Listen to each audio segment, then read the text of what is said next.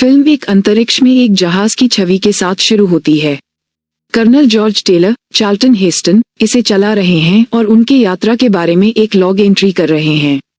1972 में पृथ्वी से रवाना हुए लगभग 6 महीने बाद भी उन्होंने एक वर्महॉल के माध्यम से अपनी गति से दोपहर से 700 वर्षों की यात्रा की है और अपने स्टासिस चेंबर में चले जाते हैं, जहां उनके 3 सह अंतरिक्ष यात्री होते हैं। उनकी नींद के दौरान जहाज एक ग्रह से टकरा जाता है और झील में गिर जाता है, जिससे उनको जागरूक किया जाता है। 4 सदस्यों में से एक युवती स्टासिस में मर गया है। जैसे ही जहाज डूबने लगता है, 3 शेष क्रू असफल हो जाते हैं जब वे पृथ्वी को संदेश भेजने में असफल हो जाते हैं। जब टेलर जहाज के घड़ी को छोड़ते हैं तो उन्हें 3978 के रूप में वर्ष दिखते हैं।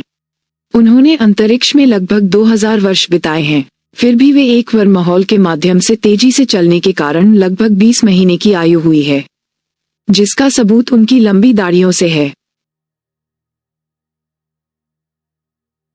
टेलर, लैंडन, रॉबर्ट गनर और डॉज, जेफ बर्टन एक राफ्ट पर भागते हैं और किनारे की ओर चले जाते हैं। टेलर का अनुमान है कि वे पृथ्वी से लगभग टेलर, लैंडन, रॉबर्ट गनर और डॉज, जेफ बर्टन एक राफ्ट पर भागते हैं और किनारे की ओर चले जाते हैं। टेलर का अनुमान है कि वे पृथ्वी से लगभग 320 प्रकाश वर्ष दूर हैं, जो अरन सिस्टम में तारे के चारों ओर एक ग्रह पर घूम रहा है। लैंडन इस सूचना पर टेलर को बाहर निकलने का समर्थन करते हैं, दावा करते हुए कि टेलर के पास जहाज डूबने से पहले टेप्स पढ़ने का काफी समय नहीं था। किनारे पर पहुंचते ही वे अपने परिस्थितियों का मूल्यांकन करते हैं। उनके पास 3 दिनों के भोजन और पानी है और एक हैंगर है। टेलर दूसरों को घड़ी के बारे में और व्यक्तिगतता के सिद्धांत के बारे में बताते हैं, जो इसकी प्रमाणिकता प्रदान करती है। लैंडन ने पूर्वानुमान किया कि वे पूरी तरह से समझने से पहले उनकी टेप्स पढ़ने का समय नहीं था। उनके जमीनी इच्छा शक्ति के संग वे पहाड़ों में अपनी प्रगति की नजर रखने वाले अदृश्य प्रतिमाएं देखते हैं। धीरे धीरे देश बदलता है और अदृश्य वनस्पति देखी जाती है।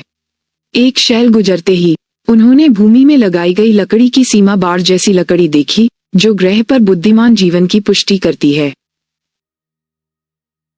वे पानी की धुंध में एक झील में तैरते हुए अपने कपड़े उतारते हैं और आगे जाते हुए एक गंदे तट पर वे इंसान जैसी पाई जाती हैं, जो मदों के माध्यम से शिकार करने के समय छुट गई थीं। घने वनस्पति के माध्यम से वे मानव जैसे आकार के लोगों को झलक देते हैं और अंत में जीवन में भोजन करते हुए एक नेगेव और महिलाएं के समुदाय पर आ पहुंचते हैं, जो एक पेड़ से भोजन का संग्रह कर रहे हैं। शाम हो जाता है जब उन्हें अजीब ध्वनि सुनाई देती है, जो उनके बीच भागदौड़ का कारण बनती है।